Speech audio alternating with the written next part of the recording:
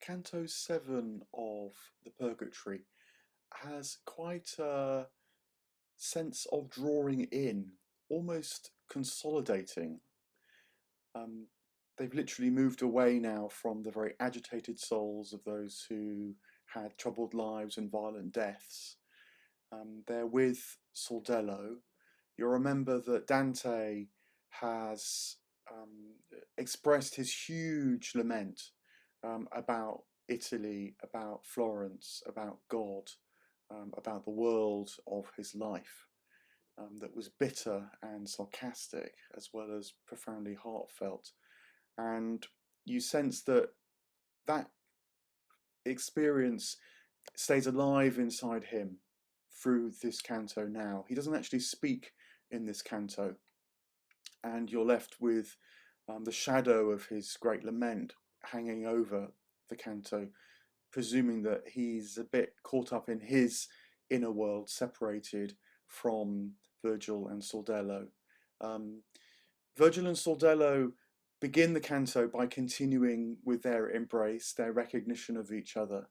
And then Sordello asks, who Virgil is, and Virgil reveals that he is the great poet. That Sordello immediately says, you're the glory of the Latins. You have a kind of deathless fame, and he then not just greets Virgil, but honours him as a vassal might their lord. And it leads to Virgil going into a reflection upon his state, not just his inner state, but his state here in Purgatory, ostensibly expressed to Sordello, but you get the sense that Sordello's not quite listening to what Virgil's saying. He's more in the afterglow of realizing that he stood with Virgil, his great inspiration. So there's these sort of sense of the three figures engaged in their own kind of interiority through this canto. It's interesting about Virgil, who says a lot. He talks a lot about how he has been called from hell, that he's leading a way up the purgatory on a divine mission, of course. But he also talks about how he was in limbo because he didn't know about the law of love. He didn't know about the new dispensation. He says that he's there by a sin of omission rather than commission. But all the time, of course, we're remembering that we've already met Cato, who too would fall into that category and yet somehow is here.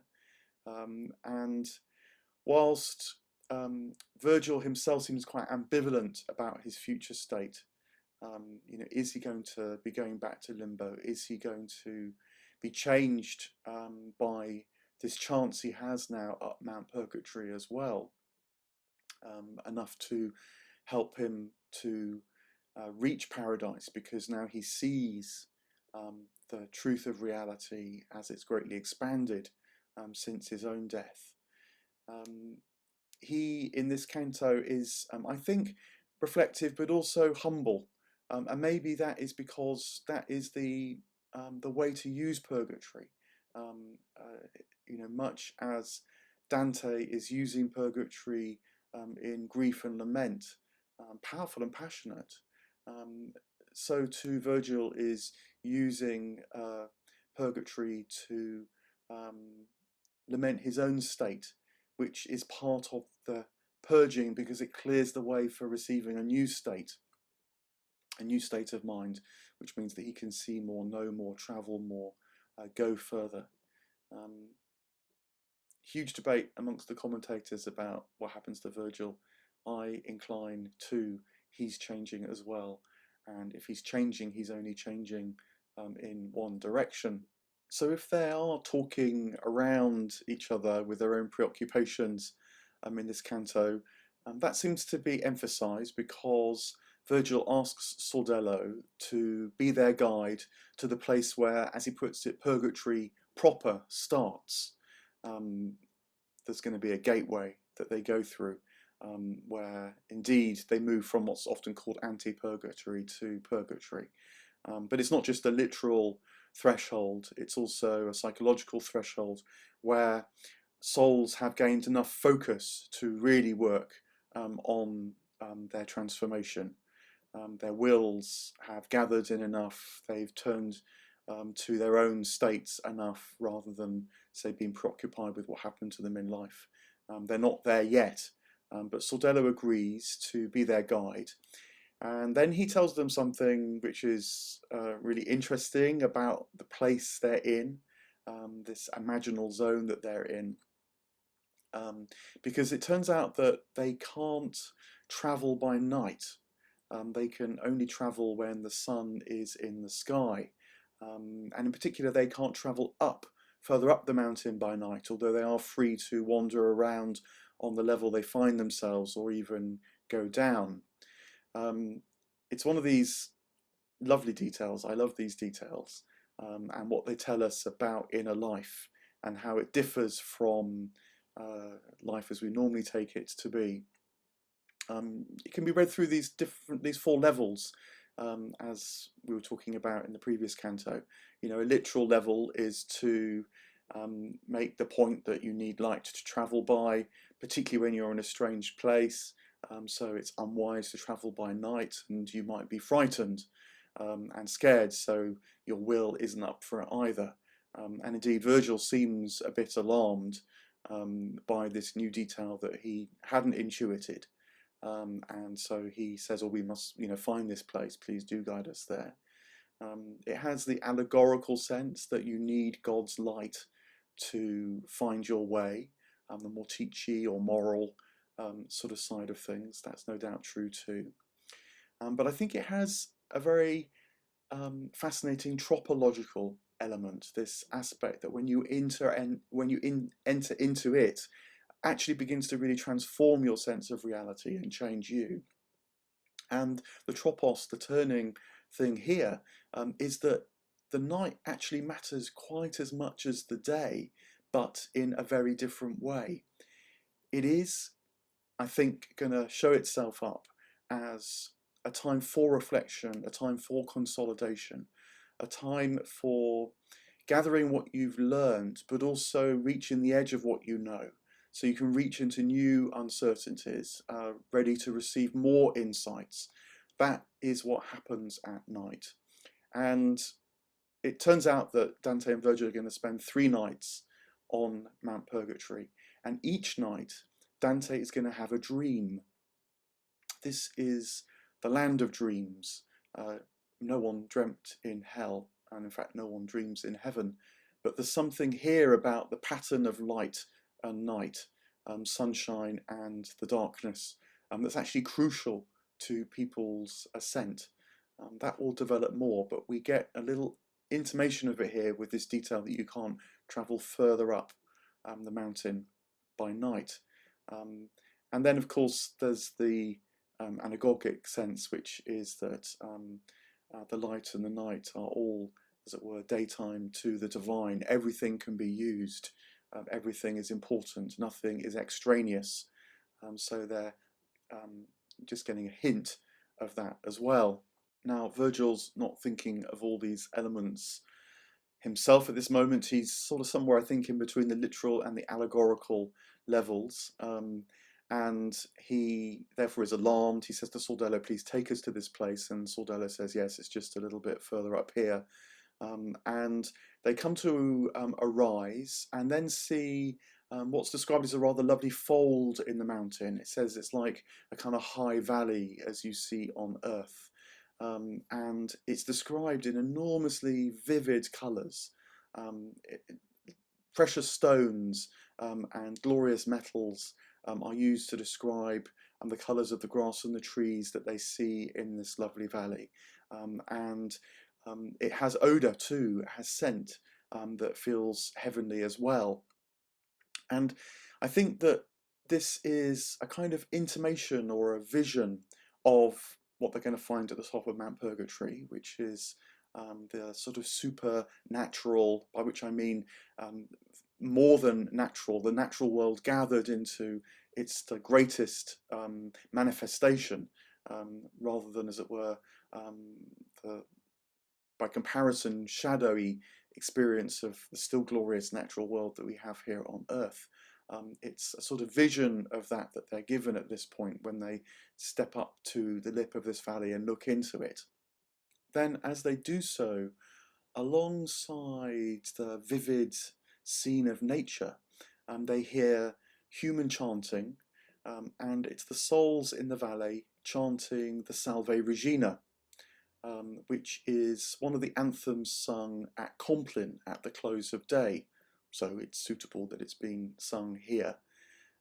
It calls on the Virgin Mary, Queen of Heaven, to hear people's cries in this veil of sorrow, to protect them through the night.